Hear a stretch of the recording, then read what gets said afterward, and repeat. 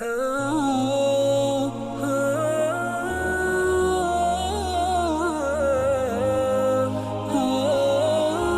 Assalamu alaikum. My name is Janat Ali Kalyar. I'm a barrister and an advocate of the High Courts of Pakistan.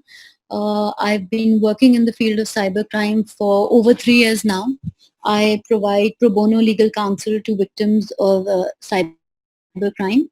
And I've also done quite a lot of extensive research on the right to privacy as a fundamental right in Pakistan, data protection laws, and also PICA.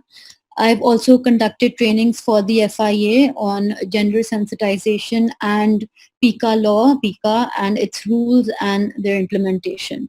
So first of all, thank you so much for having me here. And given my limited experience in this field, I'll try to limit my input to my understanding of what the laws and the gaps are. So I think first of all, it is important to note that our law identifies online crimes as electronic crimes, such as as Sir Shan just said. And so for example, the Electronic Transactions Ordinance, although I believe the terminology of cybercrime is interchangeably used, but I think that is where the confusion lies, because literally every crime that is committed through a technology or device, it's considered an electronic crime or cybercrime under the law. And that obviously contravenes with and does not meet even the basic standards of the definition of a cybercrime under the Budapest Convention.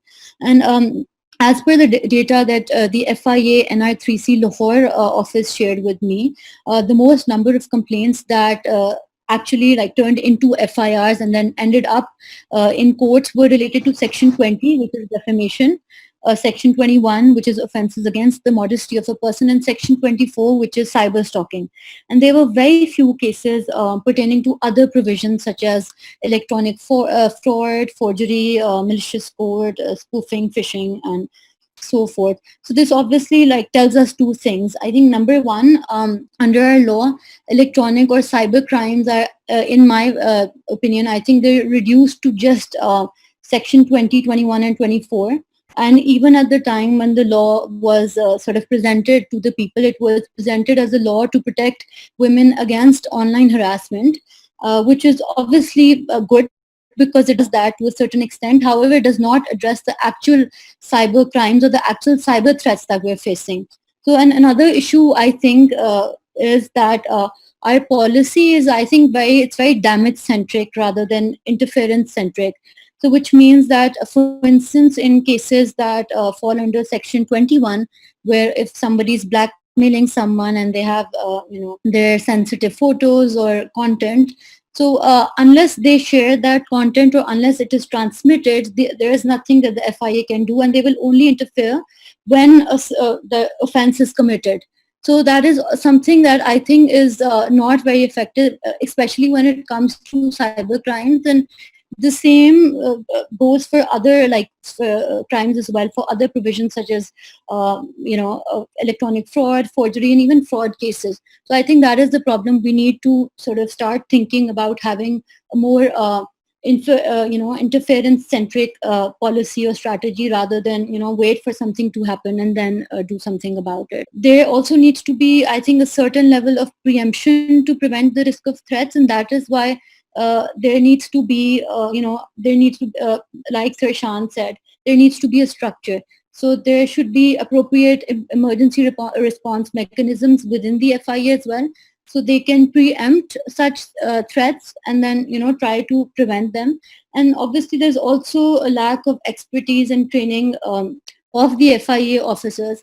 And from my personal experience, I can say that there have been cases where they've applied the wrong provisions of the law, and then they were not able to maintain the chain of custody of evidence. And then there was also this case where there was a lot of, we managed to get a lot of incriminating evidence on a person's device, and the IO, they confiscated the device and they sealed it, but he forgot to turn it off or put it on airplane mode. So what the person did was, he just went home, he deleted everything on his iCloud, and all the evidence was gone.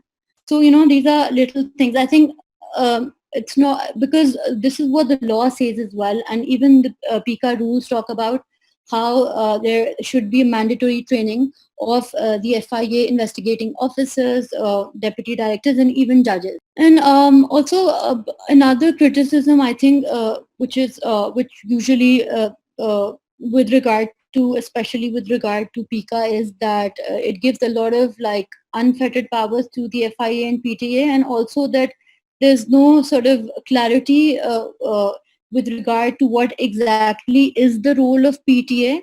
And and also, uh, since we're short on time, I also wanted to make a few comments on the personal data protection bill. And I personally think that there are a lot of gaps in the bill. And any data protection law, I think the purpose of any good data protection law would be to obviously to provide privacy, safeguards, and accountability in terms of holding data controllers and processors accountable if there's a data breach. But I don't really see that happening. For instance, if we take the example of safe cities, there was this case where, and I think it happened in Lahore and Rawalpindi, जहाँ पर वो अगर एक couple for instance जा रहा है गाड़ी में और उनकी जो है वो पिक्चर्स लेके, because obviously they would have all the contact details, क्योंकि वो लाइसेंस नंबर साथ होता है, तो वो निकाल के they would start blackmailing those people.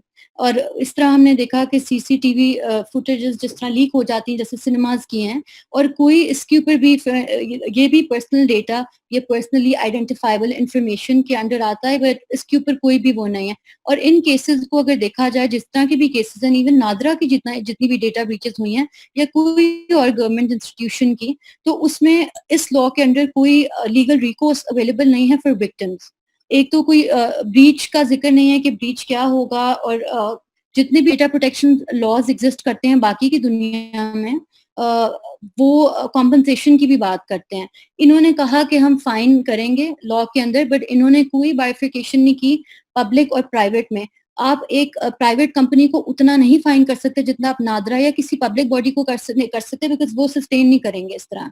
तो उस तरह की बाइफिकेशन नहीं है. फिर इन्होंने सोशल मीडिया कंपनीज के ऊपर भी इन्होंने कोई क्लैरिटी नहीं दी कि उन पे लॉ किस तरह डिफरेंटली अप्लाई करेगा. इन्होंने डेटा लोकलाइजेशन का लफ्ज नहीं इस्तेमाल किया, इन्होंने क्रॉस बॉर्डर ट्रांसफर की बात की है.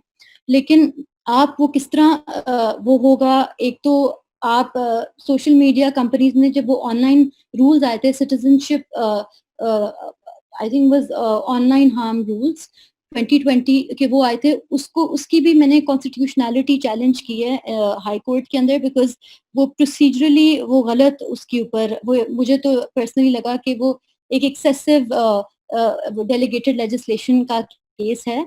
लेकिन वो भी रूल्स आए और उनमें एग्जैक्टली उन्होंने वही बात की जो उन्होंने रेप्लिकेट की पर्सनल डेटा प्रोटेक्शन बिल में, कि सोशल मीडिया कंपनीज जो हैं अपना डेटा सर्वर जो है, जो भी इंफॉर्मेशन है वो इधर ला के रखें. अगर आपकी पॉलिसी ये है भी, तो आप इसको इम्प्लीमेंट किस तरह करेंगे? आपने कोई जो वो बिल है इसमें ना कोई नेक्स्टर्स हैं, ना कोई टेबल्स हैं, ना कुछ उन्होंने दिया हुआ है कि ये इम्प्लीमेंट किस तरह होगा. तो आई थिंक ये उसके अलावा भी इन्होंने एक्सेप्शंस बहुत ज्यादा रखी हैं, जैसे कि क्रिटिकल पर्सनल डेटा की बात इन्होंने की है, जो कि बेसिकली एग्जेम्प्ट होगा हर चीज से. तो कभी भी at any subsequent stage government आ सकती है, फेडरल गवर्नमेंट आके कहे कि अच्छा ये वाला डेटा तो हम शेयर कर रहे हैं, इसके लिए हमें कंसेंट की जरूरत नहीं है, बिकॉज ये तो इस एग्जेम्पशन में आता है. तो ये बिल में इस तरह की लीगली भी काफी ज्यादा इश्यूज हैं, बिकॉज काफी ज्यादा इन्होंने अथॉरिटी को पावर्स दे दी हैं जो कि पीटीए इटसेल्फ के पास नहीं है. पीटीए के पास नहीं है पावर्स के वो अब, और ये पार्लियामेंट का काम है कि कोई अगर कवानीन बनने हैं या एक्सेप्शंस ऐड करने हैं, वो एक आप अथॉरिटी के एक बिल में वो एक बाइट सी वो नहीं डाल सकते कि अच्छा जो है एक्सेप्शंस भी बना सकते हैं और एग्जेम्पशंस भी ला सकते हैं वो. तो वो आई थिंक ये एग्जैक्टली ये चीज मैंने ऑनलाइन हार्म रूल्स के अंदर देखी, जिनके ऊपर काफी ज्यादा क्रिटिसिज्म आया, और वो भी अभी उनके ऊपर कंसल्टेशन चल रही है.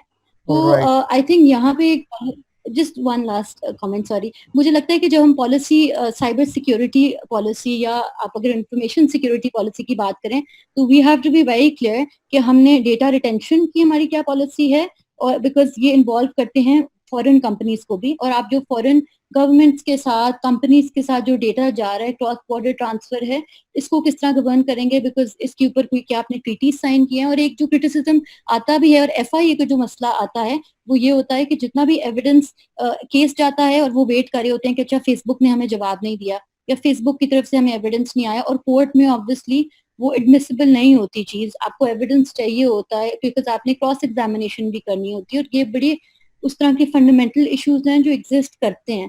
تو اس لیے بہت زیادہ ایک گورنمنٹ کو آئی تھنک ایک پالیسی رکھنی چاہیے جو کنسسٹنٹ ہے, اور تاکہ باقی لاز میں ایک کنفیوژن سی نہ ہو. Sorry, I've taken a lot of Thank you very much. extra. Thank you very much, Mr. Jannat Ali. Thank you very much.